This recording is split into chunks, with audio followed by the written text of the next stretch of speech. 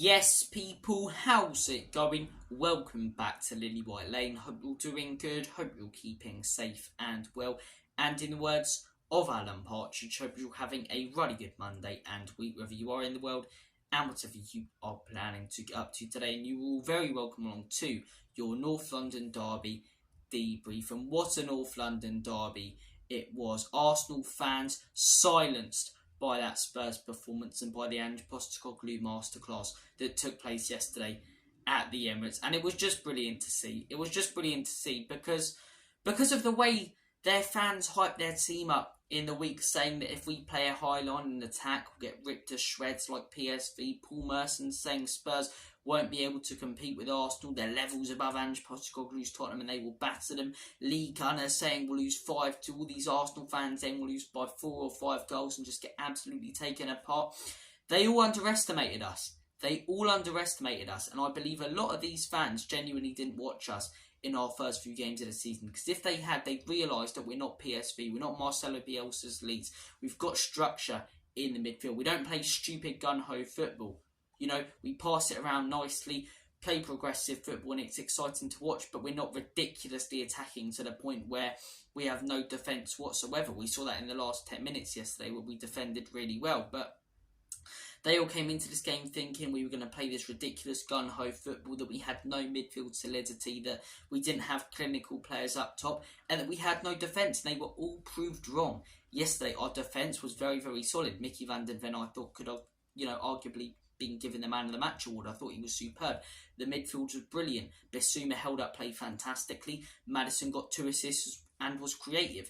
Going forward, we were clinical. Heung-min Son, 2 big chances, 2 goals. They all underestimated Ange'S postecoglou's Spurs side and us as a team. And they were all proved wrong and shocked by how good we were yesterday. And Arsenal fans today trying to change the narrative. You're treating a draw like a win. And I've heard comments like this on Twitter. No. We're not treating a draw like a win. In a way, I'm quite frustrated we didn't win that game, because I thought that was arguably one of our biggest opportunities to get a win at the Emirates, the way we were playing, the lack of momentum they had, the fact the atmosphere was quite flat, and that they had a few injuries. But I'll take the draw all day long. But I don't think any Spurs fan is necessarily celebrating the draw. You know, it's a good result. We never win at the Emirates, but we're not jumping around like we've won the game. Stop trying to change the narrative just because you're getting a little bit salty that you haven't picked up the result you all thought you would against Tottenham Hotspur. You all thought you'd take us apart. You all thought you'd batter us like a haddock down the local chip shop. And you didn't. You underestimated us. And a majority of you Arsenal fans got it wrong. You got your predictions wrong. I got my predictions spot on. I said 2-2. I said Saka and Son would be on the score sheet. I should have put money on it. But the fact Arsenal underestimated us so much heading into this game, it's laughable. I bet most of them didn't even watch Spurs in their first few games. They probably only watched the Man U game. They didn't see any of the Burnley game or the Sheffield game where we just battered them. And they just expected us to roll over like we normally do at the Emirates. This is a new Spurs side under Ange'S postecoglou. And as I say, don't try and change the narrative today. Don't try and change the narrative. Spurs treating this like a fantastic result, the way they're bantering. No, we're not bantering you because we've won. We're bantering you because of how so many of you Arsenal fans got it so wrong yesterday and overhyped your team. You always do it. You always overhype your team. Arsenal fans, I was watching some of the We Are Tottenham TV previews last week, and the likes of Vigal and Bath saying they're going to win the league. You're so far away from winning the league. The only reason you were in a title race last season was because Liverpool hugely dropped off and had an off-season under Jurgen Klopp, and Spurs and Chelsea were crap. You weren't a bad team last season, Arsenal. You were good, but you had an 8-point lead and threw it down the drain. You talked to us about bottling. We were never top when Leicester won the league. You had an 8-point lead last season and you bottled it under Arteta'S. There's no denying that. That's factual. 8-point lead and you bottled it. You did exactly what you criticised Spurs fans for doing. Man City, they were the better team at the end of the day. They beat you twice last season and they won the league. And you're miles off them this season. I've seen Arsenal play a few times this season now. I saw them against Fulham. I thought Fulham were good. And to draw against the 10-man Fulham is not a good result for them. I watched them against Nottingham Forest. I don't think they were brilliant. I thought in that second half Forest could have got something out of the game. I watched them against Manchester United. I thought Man U were very unlucky, not to get a result there with that Garnacho goal. Arsenal haven't been playing phenomenally in the Premier League, and the fact they've been hyping their team up so much after one good performance this season. And I know that might sound quite harsh, but the PSV game was the only game where they looked like they did at the beginning of last season, playing free-flowing, exciting, attacking football. After one good performance, you thought you were going to take the Spurs team apart. It's ridiculous. It's ridiculous. And do you know the funny thing? You should be. You should be. You are 4 years into a rebuild, Arsenal. 4 years into a rebuild. We are 6 games into ours. Arteta has all of his players, all of his team, 700 million spent on the team that he wants at that football club. Ange Postecoglou's had one summer. Ange Postecoglou has had one summer. Yet we went to the Emirates yesterday and looked the better team than you. We had more possession at the Emirates, which I don't think any team did last season. And you're getting salty because you don't like the fact that we're turning into a good team again. You don't like the fact that we're looking like we did under Pochettino, playing this exciting football and contending with you guys. You enjoyed last season because it was your first year in 6 where you finished above us in the Champions League. And granted, you'll probably finish above us again this season. But you don't like the fact that we're a good, exciting team again. And we saw it yesterday. Spurs deserved to win that game. More big chances, more possession. At the Emirates as well. At the Emirates, honestly, come to the lane with the atmosphere behind us. I genuinely believe we will beat them there. I believe we will beat them there. But it's funny how much they underestimated us heading into this game and how this Spurs team and Ange Postecoglou proved them so wrong. So wrong. But look, I've bantered Arsenal fans a little bit about their saltiness and how much they've been crying over the last day. Now I actually want to talk about what a great performance it was from Tottenham Hotspur. Early on in the game, I've got to be honest, I thought we started quite slow. I thought first 10 minutes we dominated the ball, but we couldn't really get forward with it. And this has been a pattern under Ange Postecoglou. We've started quite slow in most of our games. It was a pattern under Antonio Conte. The issue was with Antonio Conte, it didn't get good. With Ange Postecoglou, after a while, the team settles into the game and they start playing the football that they want to, which is exciting, free-flowing and attacking. But in the Burnley game, Burnley started better than us in those first 10 minutes. The Man United game, Man United, I'd say the first 20 minutes were the better team than us. Brentford were the better team than us in the first 10 minutes. We were lucky to be 1-0 up in the first 10 minutes there. Sheffield United, you could argue, in the first 10 minutes made it quite cagey before we settled in and just battered their goal. Not scoring, but the amount of shots we had in that game was ridiculous. We started most games this season not poorly, but not the way we want to and not the way that we eventually play later in the games. But look, Arsenal punished us for that. I said in the preview we can't give them the chances we gave Manchester United because they will score goals, and they did punish us. So like I say, I don't think we were poor necessarily in the first 10 to 15 minutes.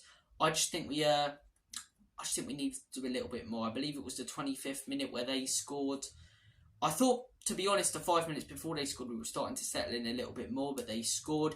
And from the moment they scored, their team woke up. The team woke up. And I'd say from then until the 80th minute, where we took off Heung-min Son, Maddison and brought on Højbjerg and sat back a little bit, I'd argue we were the better team. I would. I think they scored, could have made it 2-0 straight after with that Jesus chance. And they had that Jesus chance which was saved by Vicario beforehand. But after that, we were the better team. We had the Brennan Johnson chance, which was a phenomenal save by Raya.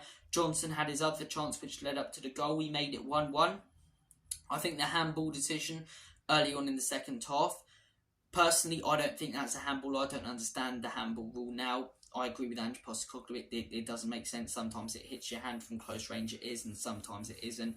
And, even as a Spurs fan, if that one isn't given, or if that one is given, how did Man United not get a penalty at our stadium? I know I'm arguing against us with that one, and I'm glad they didn't, but, it doesn't make sense. Pretty much the same incident at our stadium when we played Manchester United with the Garnacho one. But look, I'm not a Man U fan, so I'm not too fussed about that. Arsenal get their penalty, they get their goal. We respond immediately. Heung-min Son and Maddison linking up brilliantly. Huge mistake from Jorginho. Fantastic finish from Heung-min Son, who was so clinical. And he's got his mantra back. He's got his mantra back. Last season, he was injured the whole season. He didn't tell anyone about it. He was off it. His confidence was low. This season, the guy's looking like top tier. And even last season, everyone goes, Sonny was horrendous.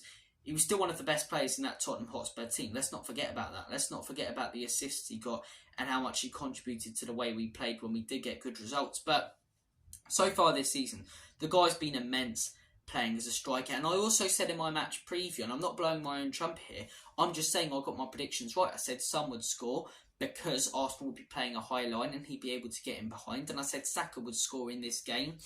And it's an own goal from Romero, but it's Saka's shot because we'll give him a little bit too much space and he cuts inside brilliantly. He has good form in North London derbies. But I thought Son would probably score if anyone would score for us because he's going to get that space in behind and he'll outpace any of their defenders. Saliba's a very good defender. I thought he was actually really good for them yesterday.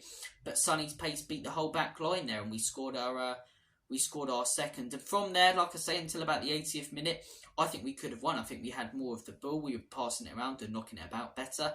Everything looked a little bit cleaner from us yesterday. I know you can look at the stats, but I think you need to watch the game to understand that. Yes, we had the same amount of shots. We had, the bigger chances, but we both had 13 shots. But, Arsenal weren't taking their chances when they got them. We were when they were given to us. Arsenal weren't knocking it about as nicely as us. I think we were the cleaner team, and I think our game plan worked, and Arteta'S didn't. As I say, I thought we were quite unlucky not to win. I think Big Ange got pretty much everything spot on apart from that last 10 minutes. I think taking off Son and Maddison could have come to cost us. I've got to be honest, I really like Big Ange. I think he's doing a phenomenal job at this football club, and to get a draw, as I say, at the Emirates when we haven't got anything there for years is a very good result. But I think he could have got it wrong at the end there, and I think if we did lose that game 3-2 and Havertz scores that volley, or that sock from Shaka, I cannot speak, that shot from Saka goes in, which was saved by Vicario. Maybe we're blaming Big Ange a little bit for taking off our two most creative and best players on the pitch when we were sort of in control of the game. But it worked. We sat back, but not sat back and just kept a low block. We sat back, but also every time Arsenal got the ball, we did press them from a defensive perspective. They weren't able to capitalise. The game ends 2-2. Spurs executed their game plan better. Spurs will be more happy with the result. Arsenal fans are salty as ever. It was a good day. It was a very good day. As I say, to get a result there at the Emirates, I'm not going to be dancing and jumping around like crazy because we didn't win the game. But it is definitely a point gained. A point gained against the team that contended with Manchester City for the title last season. A point gained against the team that I've said time and time again I don't think are amazing, or as good as Arsenal fans hyped them up to be, but are a very good team and are in a better position than us. And it goes to show Mikel Arteta, for me, and this is not a biased point of view, it genuinely isn't. Yes, he plays nice football, but I do not rate him as much as Arsenal fans do or opposition's fans do. I think he came in, yes, he won that FA Cup, and, you've got to give him credit there. He won it, but he finished 8th when he first came in that season.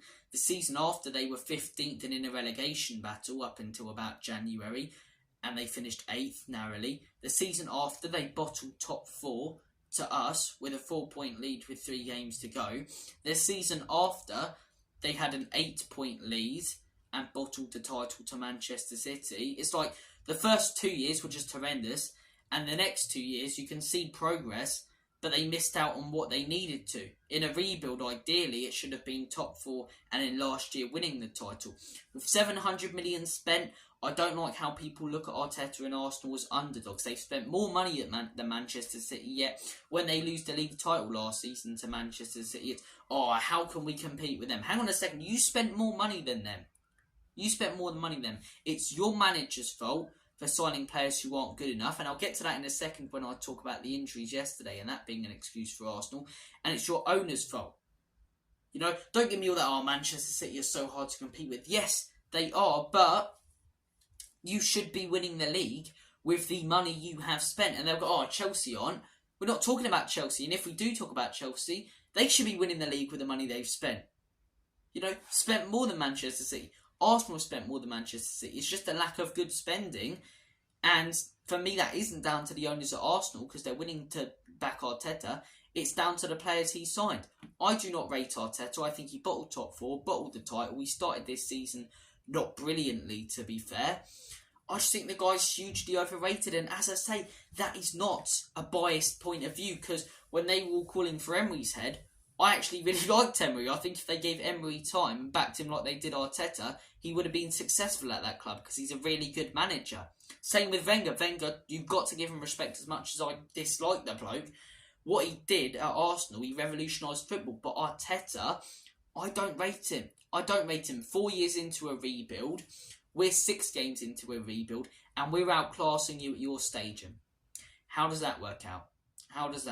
If we finish, right, this season higher than 8th, Ange Postecoglou has had a better first season then in the league than Mikel Arteta. If we finish above 8th the season after, Ange Postecoglou has had another better season than Mikel Arteta. So we'll look at those standards, look at what Arteta's achieved at the end of this season and the season after, and we'll see how good of a manager he really is compared to big Ange Postecoglou. As I say, Arsenal fans are going to hate me because they all love that Lego head knobhead, but I'm being honest. I don't rate the guy. I do not rate the guy. I don't think he's as good as they make out. He's not a bad manager. He plays some good football and has made some good decisions. But yeah, I don't rate him. And I think one of the reasons they lost yesterday was because of him. Bringing on Jorginho, I think, is a silly choice. And Kai Havertz, people go, there's injuries. We didn't really have any other options. Hang on a second. You spent 60 million on Kai Havertz because Mikel Arteta wanted him. We spent the same money, or 5 million more, I believe, on Vias Bissouma and James Maddison.